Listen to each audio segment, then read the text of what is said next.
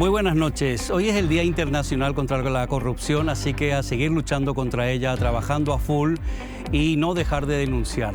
También te quiero recordar que el mundo está sufriendo otra ola muy grande de coronavirus. Por favor, es muy importante la vacunación, es importante que lo hagas, que lo comentes, que actives y que mires tu alrededor para poder seguir adelante. Vacunate, vacunate.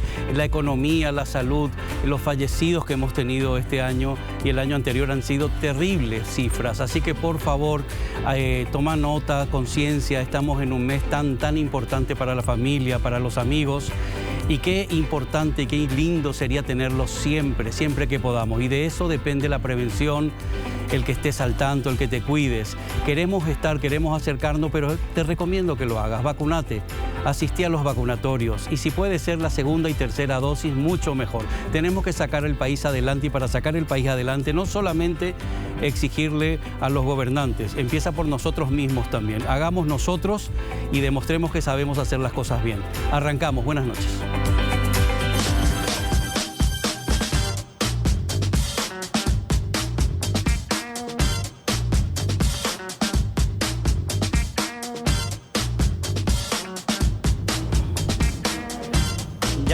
Ya estamos un jueves más en el salón y damos la bienvenida a nuestro invitado de hoy, el ministro Arnoldo Vins. Buenas tardes, ministro. ¿Cómo está? Buenas noches. Buenas noches. Un gusto, Héctor Luis, saludarte a la audiencia.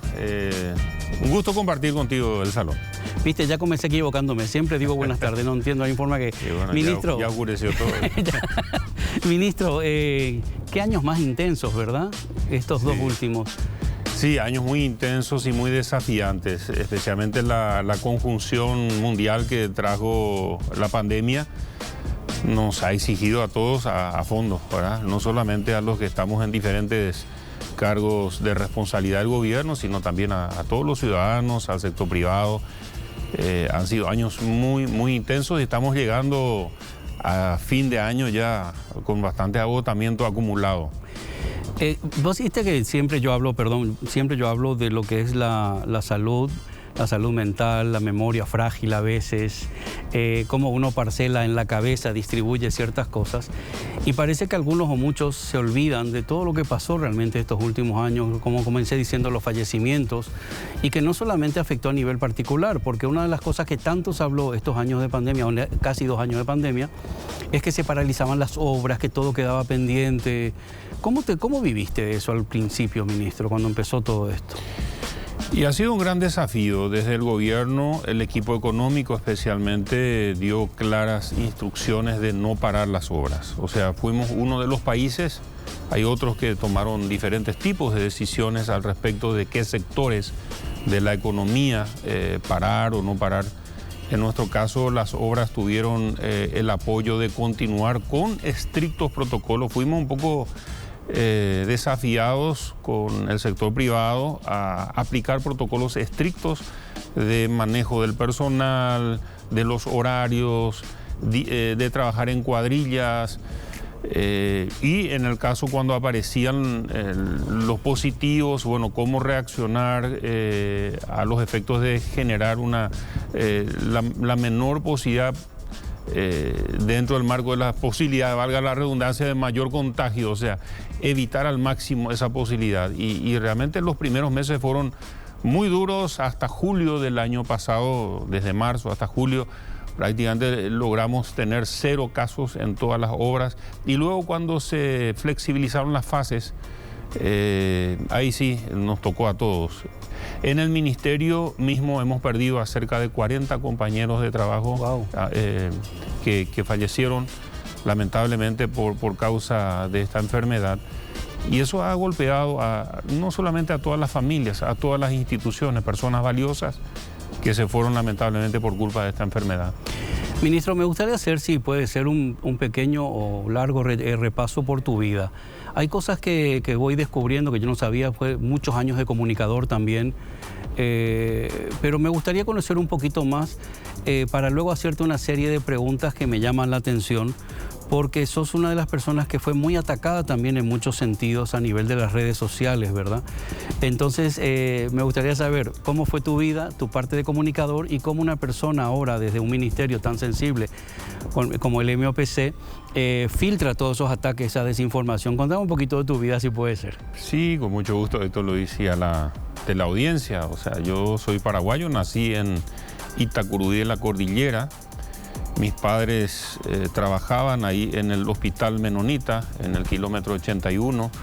Entonces los somos cuatro hermanos, un hermano mayor que es médico y mis otras dos hermanas, ambas enfermeras. O sea, todos los tres en el sector de la medicina, yo no, ¿verdad? Pero nacimos en ese lugar. Mis padres son oriundos del Chaco paraguayo, ambos nacieron en Paraguay, pero mis abuelos son inmigrantes, ruso-alemanes, que huyeron de la guerra, especialmente del comunismo bolchevique. ¿De la primera? No, de la segunda. ¿De la segunda? Llegaron a Paraguay en 1930 mis abuelos. Se radicaron en la zona de las colonias, en el Chaco, en este caso en las cercanías de Filadelfia, en el Chaco paraguayo, y es por ahí donde nacieron mis padres. Y luego, bueno, el Hospital Menonita en el kilómetro 81 es una obra de las colonias menonitas de gratitud al Estado paraguayo por darles una patria a los que estaban huérfanos de patria, que migraron. Hubo diferentes ondas migratorias de la gente que huía de ese sistema comunista de la Unión Soviética en aquel momento. Y bueno, ese es un poco mi origen, ¿verdad? De ahí fui... Pero en esos orígenes, cuando contás esas historias, tu adolescencia, vos tenías claro más o menos hacia dónde querías ir, lo que querías hacer, porque si tus hermanos ya tuvieron una carrera, ¿vos cómo te orientaste en ese sentido? Es un proceso de decisión en cada ser humano. En mi caso siempre me gustó la parte de las comunicaciones. Desde muy joven he trabajado en los medios en el aspecto de ser operador de radio y cosas por el estilo. Así que el tema de los medios... ¿Pero cómo llegaste ahí? Me intriga saber eso. Y cuando mi padre era pastor y él grababa muchos programas de radio en casa con una grabadora en aquellos tiempos donde estaban los cassettes y las cintas, en totalmente otra avanzada digital. Para aquel tiempo ya era importante. Este era para adelantar nuestras cintas. Ya. Se tenía que poner a punto, así mismo es. Y bueno, cuando me tocó trabajar estudiar, terminar mi secundaria en el Chaco, entonces fui operador de la radio ahí en Filadelfia, y también después empecé a conducir programas de radio. Y bueno, después mi vida me llevó a Buenos Aires a estudiar. Estuve en 2 periodos en la capital de Argentina, estudiando teología. Volví después de tener la licenciatura y la presentación de la tesis para el máster en teología. Estuve de docente aquí en Paraguay durante 6 años y luego ya con familia, con hijos, fui a terminar mi carrera, el doctorado en Buenos Aires. Y bueno, después volví ya para trabajar en los medios de comunicación. Fui director de Obedira Comunicación Integral, la radio. Luego se consolidó el trabajo en los medios con Red Guaraní. Se creó la Red de Comunicación Integral, que era el nombre para una serie de medios de comunicación, entre ellos televisión, radio, también varias radios en el interior del país. También se imprimió un periódico mensual. Y bueno, fueron años intensos en los medios de comunicación hasta el año 2011, culminando el año 2011. Tomamos la decisión en familia de incursionar en política.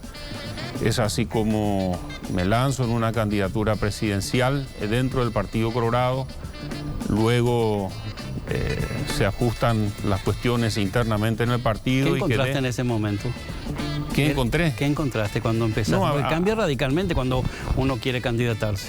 Sí, encontré lo que uno conocía desde los medios. Al conducir un programa todas las noches, durante 9 años ininterrumpido, uno entrevistó a los presidentes, ministros, intendentes, gobernadores, concejales, senadores, diputados. O sea, no era un ámbito desconocido, pero desde otro lado, claro, desde el lado de los medios, ¿verdad? Entonces, Y básicamente el proceso de decisión que llevó a esa decisión tenía como compromiso principal el servicio, que es el denominador común, no me mueve otro factor que ese. En la prensa mucho hemos podido ayudar, o sea, uno puede mostrar los problemas, las necesidades, pero muchas veces uno no está en la fase donde uno puede tomar decisiones que ayuden a resolver ese problema. Uno puede mostrar dónde está el problema, apuntar ahí, hacer una con flecha con las autoridades del ramo para tratar de solucionarlo. Y bueno, y esa motivación nos llevó a, en primer lugar, los primeros 5 años me tocó estar en el Congreso como senador. Y bueno, en el siguiente periodo, ahora me toca estar como ministro por la confianza que me ha dado el presidente de la República. ¿Qué pasó cuando llegó la propuesta? ¿Qué pasó por tu cabeza?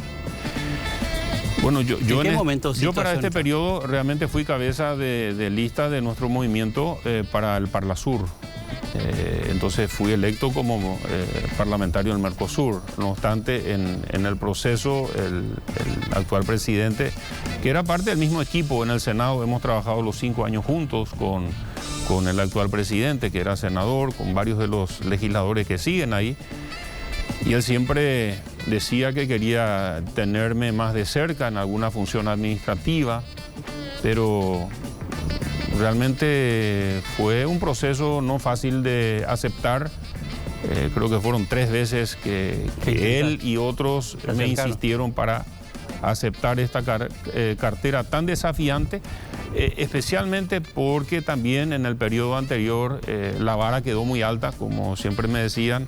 O sea, creció mucho el Ministerio de Obras Públicas ya en el periodo anterior y no podíamos decepcionar, no podíamos defraudar la confianza que nos daba la sociedad y administrar una cartera tan delicada, porque donde hay mucho dinero en juego, eso te iba a decir, hay muchos intereses en juego, y conjugar y armonizar y tratar de que todo eso pueda funcionar lo más armónicamente posible ha sido un gran desafío en estos años. Complicado debe ser, pero hasta que llegó el momento eso, vos por más que te hayas dedicado a la política no dejaste la comunicación. ¿Seguías haciendo algo de televisión? Y bueno, sí, en mi faceta de senador también he trabajado, he seguido comunicando y siempre en la fase constructiva, mostrar lo positivo del país, los desafíos, la gente que trabaja, mucho contenido de tierra adentro.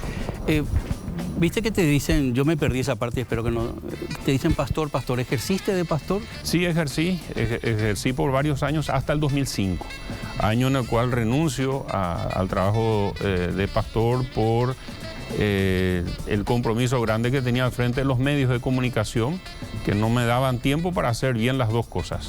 Entonces decidí por trabajar tiempo completo en los medios desde el 2005 hasta el 2011. Y no está un poco reñido, ¿cómo se vive desde el mundo? Perdón mi desconocimiento, porque los pastores suelen ser muy rectos, hay ciertas cosas, y en el mundo de la política y los medios de televisión no es tan estricto todo. No. ¿Cómo que no tuviste conflictos internos? Siempre hay conflictos de intereses y especialmente de conductas que uno asume, pero al tener los principios y los valores claros, yo soy el mismo habiendo sido pastor o comunicador o ahora ministro. Soy la misma persona. Pero ahora, por ejemplo, vos de cara a los medios sos muy contenido. Solamente te veo cuando estás inaugurando algo, pero no tenés esa comunicación que tenías antes con la gente. ¿Por qué cambió eso? Y porque mi función me obliga a estar muy concentrado en mi tarea. Lamentablemente no tengo el tiempo que todos quisieran tener, tal vez los medios, para poder. Hoy, por ejemplo, empecé temprano en la zona de acceso sur, en Tres Bocas, donde estamos haciendo una obra muy importante para descomprimir el tráfico, donde tuve contacto con los medios. En cada acto, casi cada semana, hay 1 o 2 inauguraciones donde uno tiene contacto también en la previa o después del acto con los periodistas en esa zona, pero también cambió el modelo, también los medios, las conferencias de prensa, sentarte, hacer una larga conferencia, muchas veces no transmite no da lo que la gente quiere ver, otra forma de comunicación hoy. Y usamos mucho las redes sociales tanto del ministerio como las propias, los perfiles propios en los cuales comunicamos lo que creemos que es importante que la gente se pueda enterar. ¿Sos consciente que hay muchas personas, o no sé cuántas, que están enojadas contigo, que hablan de corrupción, que hablan de tantas cosas? Yo nunca veo una muestra, un informe de nada, ¿verdad? Pero ¿cómo vivís eso? Lo que quería saber es, ¿cómo vivís esa parte cuando te acusan de esto, cuando se habla del puente de Ñandutí? ¿Cómo se vive todo eso, ministro? No, y es parte de lo que significa estar en un cargo como este, ¿verdad? O sea, hay muchas cosas en las cuales las personas no necesariamente estén de acuerdo, y como dije al principio, hay muchos intereses también en juego. Muchas veces las acusaciones vienen también de sectores que tal vez fueron perjudicados por alguna decisión que me tocó tomar. Pasa eso, qué sé yo, cuando un frentista uno tiene que expropiarle porque ahí pasa la ruta, obviamente eso genera una animadversión, aunque no debería ser personal, pero yo tengo que hacer lo que tengo que hacer en función de lo que me corresponde hacer, como es a veces una expropiación. Hay personas que a veces se enojan por eso, hay otros que quisieran manchar por manchar, y a veces sería interesante que pongan la firma y su número de cédula cuando acusan de algo, como lo que mencionaste, por ejemplo, de la pasarela entre Ñuguazú y el Comité Olímpico, que es una obra que ha tenido sus cuestionamientos que están siendo, digamos, documentados y revisados por varias instituciones, la Contraloría, el Ministerio Público, Contrataciones Públicas y por la misma auditoría interna, desde que tomamos conocimiento de posibles irregularidades en el proceso. Hemos hecho la auditoría interna, se han separado a las personas que estaban responsables de esa instancia dentro del ministerio, y se está en un proceso de revisión, y obviamente no se pagó ni un centavo más desde aquella vez a la empresa. La obra ha terminado, está en sus inspecciones finales, y yo creo que en breve eso va a tener un cierre en el sentido de una recepción provisoria, por lo menos de la obra, para que pueda utilizarse. El paso está preparado y va a ser necesario. Paraguay va a ser organizador de los Juegos ODESUR el año que viene, y mucha gente va a tener que usar ese espacio también para estacionar en el Ñuguazú y poder pasar a las competencias internacionales. Ese fue el objetivo por el cual se construyó, principalmente para dar conectividad y especialmente por la seguridad de las vidas de las personas que en esa autopista es muy complejo para poder cruzar. O sea que me hiciste acordar una cosa. Cuando vos asumiste, de cara al programa que tengo en radio, las quejas que venían sobre vos, hacia vos, eras que tenías un exceso de celo a la hora de hacer licitaciones, porque querías hacerlo tan bien que había muchas cosas que se ralentizaban demasiado, que no tomabas la decisión, y algunos estaban enojados porque decían, es que él no está agilizando, él está trabando todo, y me decían otros, no, es que como no quiere hacerlo tan bien, está controlando cada paso y por eso se retrasa cada licitación. Eso es lo que me llegaba, era así eso. ¿Te costó arrancar, empezar a dar licitaciones? A todos les cuesta arrancar en la función pública en un cargo como este, ni qué decir. Yo sé que los primeros meses de gobierno se estaba evaluando, incluso mi nombre sonaba como alguien que tenía que ir por falta de ejecución o falta de resultados. Sí, es verdad. Eso fue así en los primeros meses. Hemos demostrado con el tiempo. Imagínense, uno viene a una institución donde hay unas 3.800 personas trabajando, como es el Ministerio de Obras Públicas, y uno tiene que entender todo el funcionamiento interno, todas las dependencias de un ministerio que tiene 4 viceministerios, cada uno en su ámbito diferente, como el de Transporte o el de Minas y Energía, ¿verdad? O el viceministerio de Obras en sí. Son casi mundos separados dentro de una misma institución.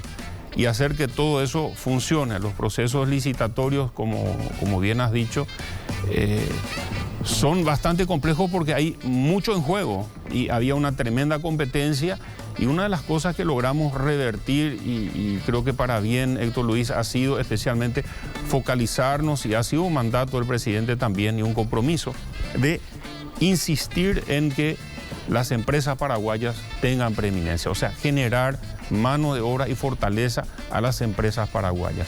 Y eso ha sido, digamos, un norte muy importante en este proceso. Justo en el periodo anterior había un poquito más de esfuerzo para que algunas grandes empresas de afuera tomen las grandes obras. Un ejemplo contundente, la reconstrucción de la ruta Transchaco. que estaba destinado a través de una ley, llave en mano, para que una empresa grande de afuera tome toda la obra de 550 y algo kilómetros. Cuando asumimos, hemos cambiado eso a que sean 8 diferentes lotes, y muchos de ellos se han presentado 2 o incluso 3 empresas juntos, lo que genera hoy en 8 lotes, cada uno un poquito más de 60, 70 kilómetros, genera hoy mano de obra a más de 3.200 paraguayos de forma directa y trabajo a full para unas 15, 16 empresas paraguayas, inclusive alguna que otra extranjera que también se presentó en esos lotes.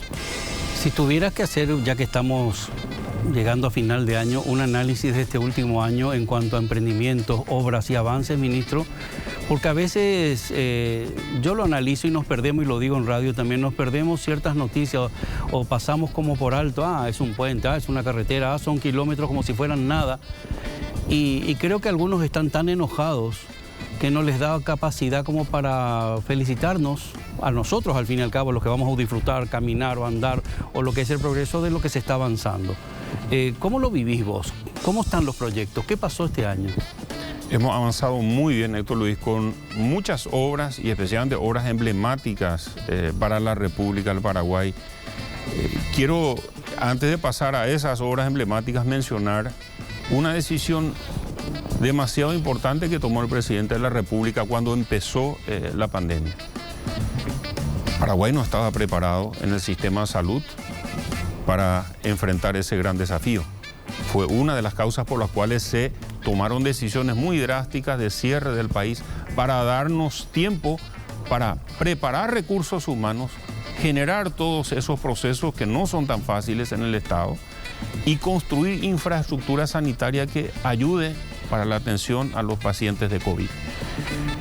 Y en ese proceso el presidente una vez me llama a mí y al ministro de Salud y nos dice, mira, el ministro de Salud va a tener todo su tiempo ocupado en la parte sanitaria, en la parte médica, de recursos humanos, y yo quiero que vos, Obras Públicas, te ocupes con tu cartera para ayudar en toda la parte de infraestructura, que no sea que los personales del Ministerio de Salud se deban abocar también a esa cuestión, que hasta ahí siempre también era algo parte del Ministerio de Salud. O sea, por primera vez el Ministerio de Obras Públicas entonces ha tomado la iniciativa, convenio mediante con el Ministerio de Salud, de dedicarse a construir pabellones de contingencia, que hicimos los primeros 2 grandes, uno en Ineram, otro en Itagua, en un lapso de 30 días, que fue para recibir la primera ola de los pacientes de COVID.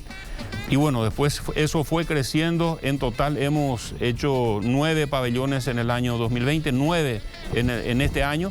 Y eso ha generado una capacidad. Paraguay tenía cerca de 300 camas para terapia intensiva, hoy tiene como 800 y más camas de terapia intensiva. Al principio también se criticó, ¿verdad? Se comparaba con otros países, se decían que parecían carpas nada más. Que no... No. Justamente acá, en cambio, en Paraguay hemos edificado estos pabellones con un material que permite una vida útil por lo menos de 15 a 20 años, en el sentido, no carpas que después se desmontan como hicieron otros países. O sea, es una inversión que queda como un bien de infraestructura.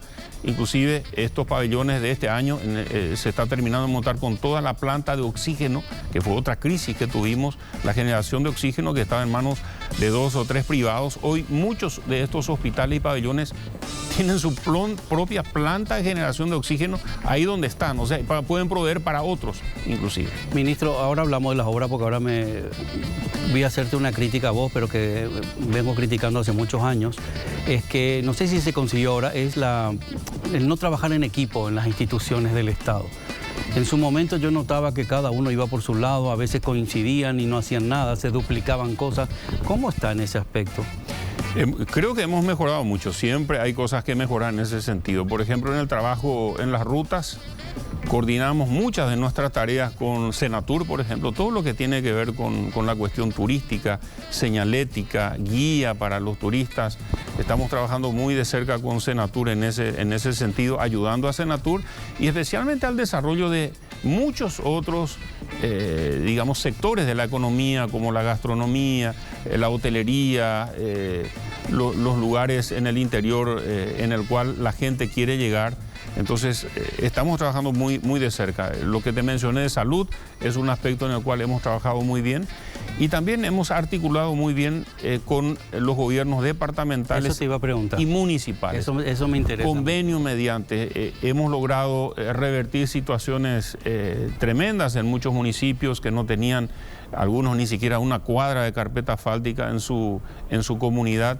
Entonces, hemos trabajado mucho en conjunto y lo seguimos haciendo ahora con las nuevas autoridades municipales nuevamente en articular las acciones. Hoy en día, por ejemplo, con las nuevas autoridades que ahora van a tener un espacio, un horizonte de 4 años por delante, es muy importante esta planificación para que no choque lo que hace el gobierno central y el interés real que tiene el gobierno departamental o municipal. Eso tiene que coincidir. Y lo que se planificó con el anterior municipio de Asunción, con las anteriores autoridades, por ejemplo, ahora ya tuve reunión con el intendente, con un grupo importante de los concejales de Asunción, para mostrarles y explicarles las obras que el gobierno nacional a través del Ministerio de Obras Públicas está haciendo en Asunción.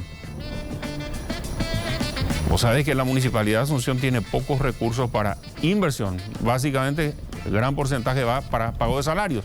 Entonces, ¿cómo podemos articular para que entonces las obras que se hagan en Asunción sean las que también sean prioridad para el intendente, para los concejales, que sea la misma prioridad, no que el gobierno por su lado y el intendente o la Junta Municipal por otro lado?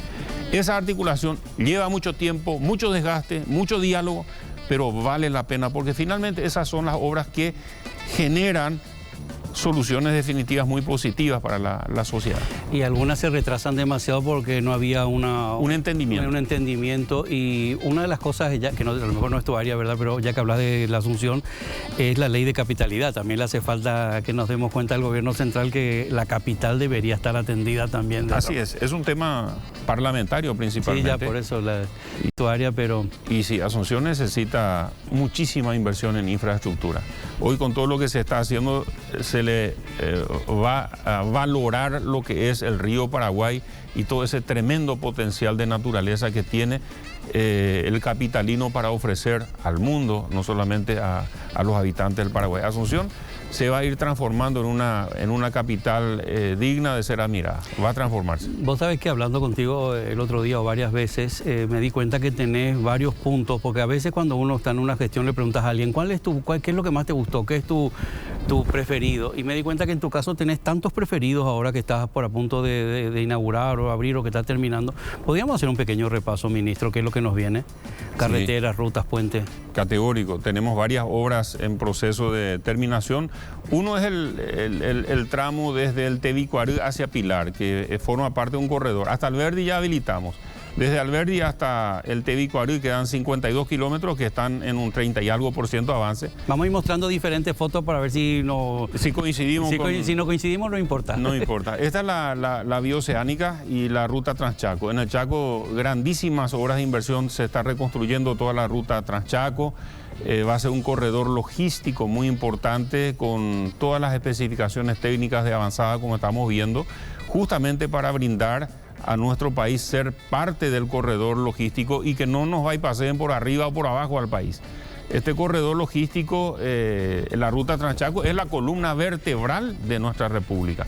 Y ahora ahí se suma la ruta de la leche, ¿verdad? Que es toda la zona de la producción, que ese proyecto arrancó ahora, son casi 180 kilómetros en total, la ruta de la leche, donde hay muchas poblaciones indígenas, de paraguayos y de las colonias, que tienen cooperativas de tambos en los cuales producen lo máximo que consume Paraguay en leche viene de esa zona de nuestro Chaco paraguayo. En Asunción, muchas obras, como ya hemos mencionado, la parte del puerto, ahí encontramos pinturas en ese sector mismo, pinturas de la época de la colonia que daban la bienvenida en 5 o 6 idiomas a los que venían. Antes no había avión, no había otra, venían en barco. Tenían que llegar por el puerto. Y bueno, y este es el puente sobre el Tebicuarí, que hoy ya está terminado, asfaltado, están en proceso de terminación y de pintura. Antes de Navidad vamos a habilitar el paso, Héctor Luis, ahí. Te invito a pasar a Pilar. Tenés esa deuda no conozco de ir todavía. A Pilar. Sí, con nació papá y no conozco. Esto va a generar digamos, un tránsito nuevo. Este corredor paralelo al río Paraguay que va desde Villeta, por Alberdi, Villafranca, hasta Pilar, va a permitir que el azuceno un domingo se despierte a las 9 y diga, un ratito a Pilar, voy a ir a almorzar. Un ratito. Y se va 2 horas y media y va a estar en Pilar. O sea, genera un corredor nuevo y especialmente está pensado también, Héctor Luis, en estas contingencias como tenemos hoy, donde las aguas están bajas, la navegabilidad del río Paraguay es crítica. Entonces Pilar es un puerto de aguas mucho más profundas, hasta donde tenemos instalación de puertos y también puertos privados, donde pueden llegar las embarcaciones, claro, bajar la logística y ahí podemos subir por ruta. O sea, no quedarnos desconectados por falta de conexión. Entonces esta ruta es elemental, no solamente para el tránsito normal de los ciudadanos, sino especialmente para la logística, como un corredor paralelo al río Paraguay. Ministro, antes que me sigas contando ahora, te quiero hacer una pequeña crítica y algo que aprendí también, que una cosa es cuando se inaugura la obra y otras cosas son los costos de mantenimiento, o lo que luego lleva mantenimiento. Dice que hay algunas zonas de la costanera en Asunción que se están quejando, la falta de luz. ¿Quién tiene la culpa de eso? ¿Quién tiene que controlar eso, ministro? Y los ladrones tienen la culpa de robarnos los cables, ¿verdad? Lamentablemente la vez pasada también vimos que la dificultad que tiene la policía de identificar a dónde van es un tema de seguridad ciudadana y especialmente lamentable la falta de respeto a la infraestructura pública, que es un bien de todos los paraguayos. Eso le pertenece al Estado paraguayo y bueno, estamos trabajando en cómo resolver eso. Para mí, yo soy un apasionado también de las energías alternativas. En ese caso, ahí para que no te roben más los cables, tiene que ser energía solar, ¿verdad? Luces LED a energía solar. Falta seguridad un poco, y hay abundante también luz es seguridad. También es una cuestión de seguridad. Las luces tienen que funcionar y estamos en ese proceso va a ser un llamado de emergencia para luces de energía solar en la parte costanera norte, que hoy tenemos ese problema. Otra pregunta que te quería hacer, porque me llama mucho la atención y hay mucha gente enojada, es con el puente de Chacoí. No sé por qué está enojada. Después todos van a estar usando el puente y van a ser los primeros en sacarse la selfie cuando el puente esté listo. Te invito una vez, qué sé yo, de tardecita. Siempre me invita y nunca voy a ningún lado. Y no te vas, no te dan permiso. Bueno, de 4 a 7 de la tarde, sí, miércoles a viernes, trata de venir del Chaco y cruzar el puente Remanso. Es realmente el colapso del tránsito ya te muestra la necesidad de otra conexión, pero principalmente está pensado en acortar las distancias en nuestra conectividad. Asunción no ha tenido conectividad, Puente Remanso está en Roque Alonso, la capital del país va a tener conexión con el Chaco, conexión con Argentina, ahí se está duplicando desde Falcón a Remanso ese tramo de 20 kilómetros y en breve, esperamos el año 2022 que se apruebe el préstamo para la ruta a General Brugués, el asfaltado. Son corredores que van a hacer que justamente podamos pasar de la región oriental a la occidental con mucha más logística, con mucha más velocidad y seguridad. Un puente así como en el este no da abasto. Ahí la cola de camiones todas las tardecitas y noches es impresionante para poder cruzar nuestra logística. Ahí se está ya en un casi 80% de avance del puente ese. Entonces vamos a tener duplicación del Paso de Brasil, duplicación desde Ciudad del Este hasta la capital, duplicación del paso al Chaco y luego la conectividad con los vecinos, Argentina y especialmente con el corredor bioceánico que está en plena construcción. La verdad que se vienen cosas muy lindas. Te iba a hacer otra crítica también que leí, no a vos, indirecta. Dice que linda es la ruta que habilitaron, pero la policía caminera está ahí chiqui, se veían cosas parando. Seguir trabajando en equipo para que la gente pueda circular tranquila o tranquilo. Que disfruten la ruta. Y que disfruten la ruta. Así y no que salgan con miedo a que alguien... O sea, te preguntaba lo del puente y ahora te dejo descansar un ratito, ministro, porque... Bueno, ya seguimos con el ministro y se incorpora José Antonio Morales y don Alfonsito Rubín. ¿Qué tal, José? Hola, Alfonso, bienvenido. ¿Y al ministro? Ministro. ¿Qué tal, José? O sea, le saluda primero a Alfonso antes que al ministro. Sí. No. De nuevo, ministro, perdón. ¿Qué iba? ¿Dónde estaba antes, Alfonso? Ministro, estábamos hablando, nos quedamos en el tema de las obras, los puentes. y tantas cosas que algunos, como no lo viven en el día a día en las zonas que están, ¿verdad?, no dimensionan los cambios reales que está sufriendo. Te doy un solo ejemplo, el corredor del Botánico, que fue tan cuestionado, donde se colgaban de los árboles, que supuestamente se iba a perjudicar el medio ambiente del Botánico.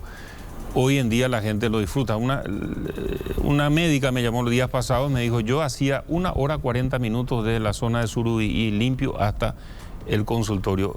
Hoy lo estoy haciendo en 17 minutos. Dice, no sabes lo que significa el cambio. O sea, multiplicar la semana por el mes. Claro, lo que se ahorra. o sea, el tiempo que uno está en el tráfico, o sea, hay soluciones emblemáticas como esa que la gente valora, tarde o temprano se da cuenta por qué se hace, para qué se hace, y finalmente es el objetivo de esta clase de obras, darle seguridad, agilidad, conectividad a la gente para que pueda llegar rápido a su trabajo, volver a su casa, ir al hospital, al centro de educación, donde sea, todo con la mayor fluidez posible. Voy bien con ciertos temas.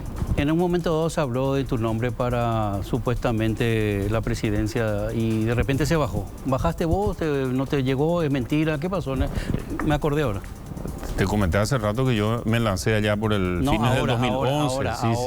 Ahora te digo. Yo no me lancé en ningún momento. Que la gente lo haya mencionado, sí, lo ha mencionado. Y sí, pero puede mencionar, muchas veces menciona el nombre de uno con razón o sin razón, ¿verdad? Pero yo yo estoy absolutamente concentrado en mi gestión, tengo demasiado que hacer, ¿verdad? Y son muchos los desafíos, es una cartera muy compleja, que yo no fui ahí para hacer a medias las cosas, sino para tratar de hacer la mejor gestión posible.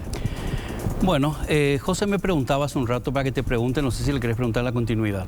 Hablábamos un poco de la cooperación entre los distintos gobiernos cada 4 años, cada 5. Cada 5 años. ¿Cómo se mantienen los programas a largo plazo, esa visión de cómo organizar una ciudad o un territorio? La planificación a largo plazo es lo que... Sí, nosotros tenemos un departamento de planificación vial, en ese caso en el Ministerio, que es muy importante como herramienta de planificación. Muchas de las obras que nos toca culminar arrancaron en el periodo anterior y otras que nos toca empezar van a inaugurar los que siguen en el próximo periodo. Y así tiene que ser. Y entre medio, justo a la mitad, normalmente se hacen las elecciones municipales en las cuales la articulación con los gobiernos municipales se da en el medio de un periodo. Entonces, eso también genera una serie de inconvenientes a alinear todo eso hasta que las nuevas autoridades tengan clara su planificación, cuáles son sus prioridades, que a veces no son las mismas de los que dejaron. Pero hay una línea conductiva en materia de lo que es la planificación a nivel de Estado que queda. Muchos de los proyectos son plurianuales, la mayoría son plurianuales, los préstamos son así. Obras complejas como lo que es todo el proceso de la Costanera Sur, que ahora se está construyendo, donde convergen varios contratos. La Costanera Sur como uno, otro contrato que son las viviendas en las cuales va a ir toda la gente que hoy está expuesta a las crecidas del río Paraguay, donde estamos haciendo un trabajo tremendo de articulación con el padre Velasco, de esa zona del Bañado Sur realmente, y toda la organización que él preside. Y bueno, esos trabajos son de varios años. La Costanera tal vez vamos a poder ver muy avanzada en nuestro periodo de gobierno, pero se va a inaugurar en el próximo gobierno. Las viviendas principalmente, vamos a terminar seguramente los procesos licitatorios el año que viene y van a empezar a construirse, pero lo va a culminar el próximo periodo de gobierno. Bueno, se nos fue el tiempo y yo necesito hacerte ciertas preguntas. Sí. Una de ellas te quiero hacer yo personalmente. ¿Estás satisfecho con tu gestión realmente? ¿Estás contento? ¿Pudiste llegar?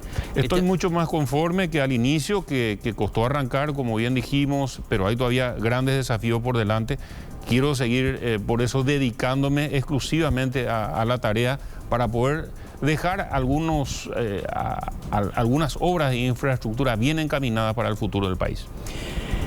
Vamos a hacerte una serie de preguntas. Tenés que pensar un número del 1 al 22. Del 1 al 22. El 7. 7, vamos. ¿El 7? ¿Me lanzo yo? Vamos.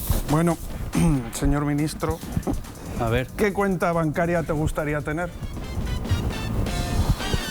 Yo no, o sea, Tengo una cuenta bancaria en un banco, pero no en el Banco de Fomento. ¿La de un otro en el mundo, nada? No, Ni la no de me interesa. Elon Musk, el de Mi pasión Tesla. no está en eso. No, para nada. Para nada. Para nada. Bueno, otro número. Del 1 al 22. El 20. Vamos, José. ¿Hacemos? 18, 19 y 20. Vamos. Mira, esta me gusta. Durante tu adolescencia, ¿cuál fue la locura más grande que hiciste? Que se pueda contar. No, que cuente, que no se puede. Bueno, sí, cuenta. Y se ve la locura. En mi adolescencia, al bajar en un cerro en bicicleta, se quedó sin freno y me corté acá. Dios mío, casi morí degollado. Y sí, me faltó 1 centímetro para llegar a la arteria principal. Después me la cosieron, pero quedó la cicatriz. Es una señal de la adolescencia. Nos creíamos más valientes que la física, la ley de la física y de la gravedad.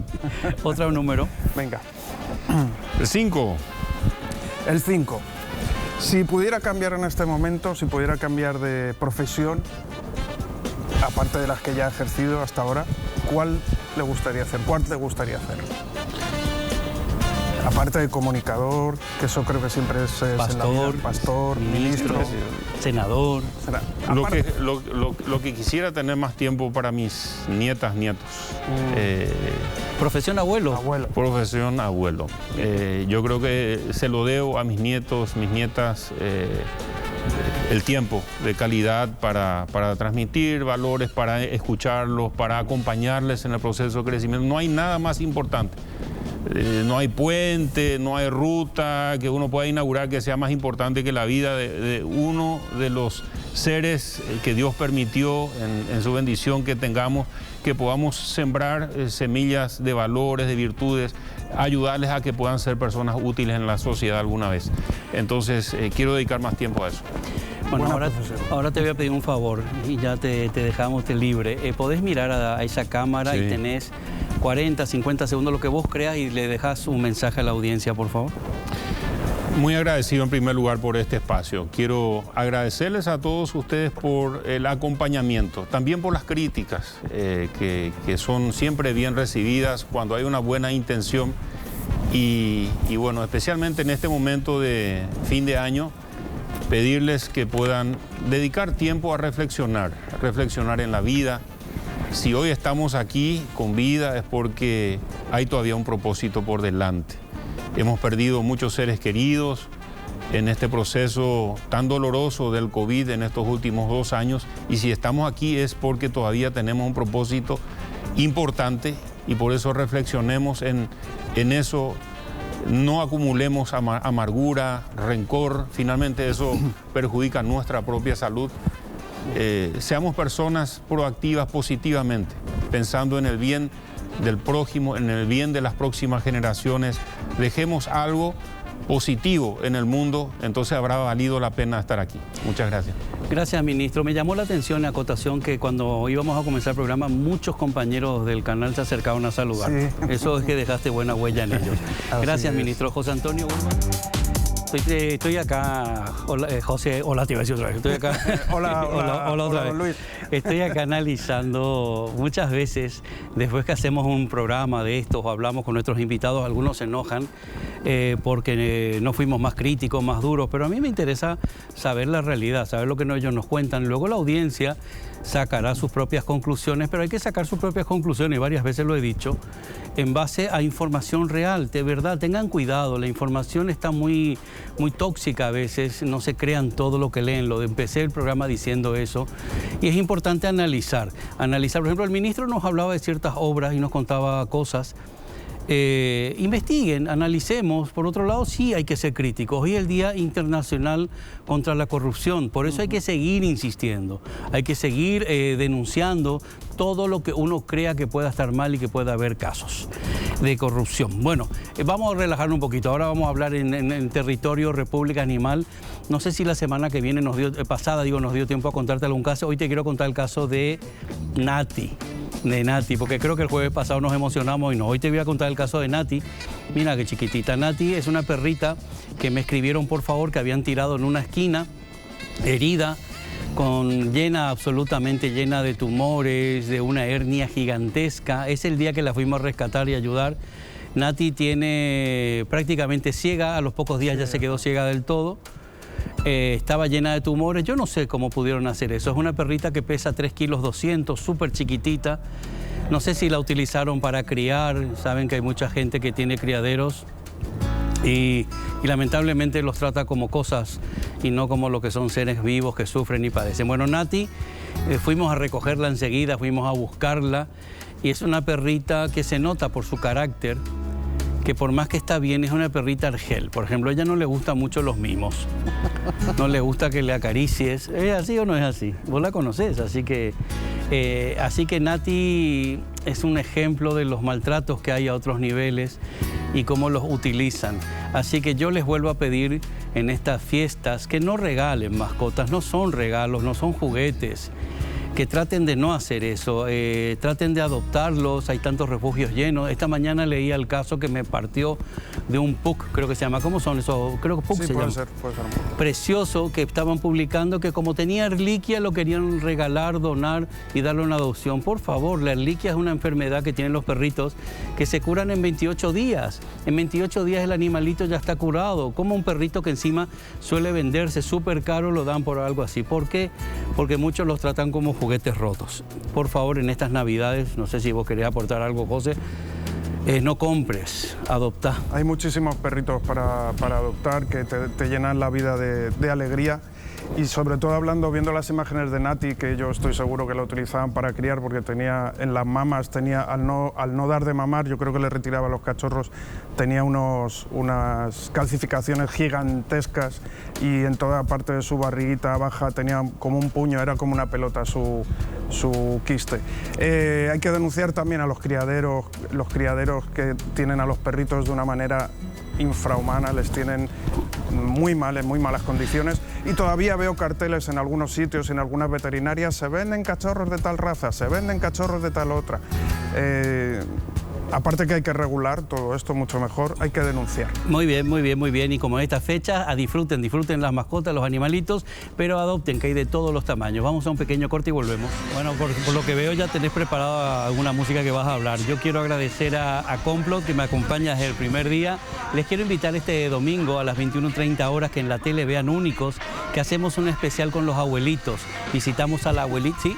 Visitamos a las abuelitas y a los abuelitos, que hay que tenerlos siempre muy presentes. ¿Qué nos contás, José? Pues nos vamos con nuestro TBT musical, coincide con el año de nacimiento del señor ministro, nos visitó hace un momentito, y nos vamos con los Beatles con la canción Can't Buy My Love, que se publicó el 20 de marzo en Inglaterra y el 16 de marzo del 64 en Estados Unidos.